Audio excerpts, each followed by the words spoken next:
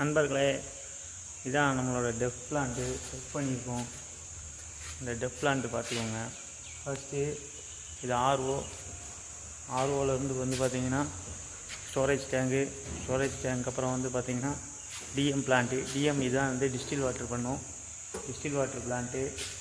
அப்புறம் வந்து பார்த்திங்கன்னா அப்படியே டேரெக்டாக வந்துச்சு அப்படின்னா இது டெஃப் பிளான்ட்டு.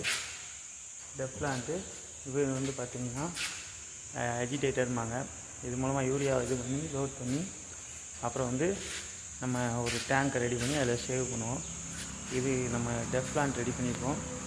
இந்த டெஃப் பிளான்ட் வேணும்னாலும் நமக்கு வந்து வாட்ஸ்அப் பண்ணுங்கள். ஏதோ டெஃப் பிளான்ட்டு அப்படின்னு சொல்லிக்கிட்டு இருக்கேன்னு பார்க்கிங்களா.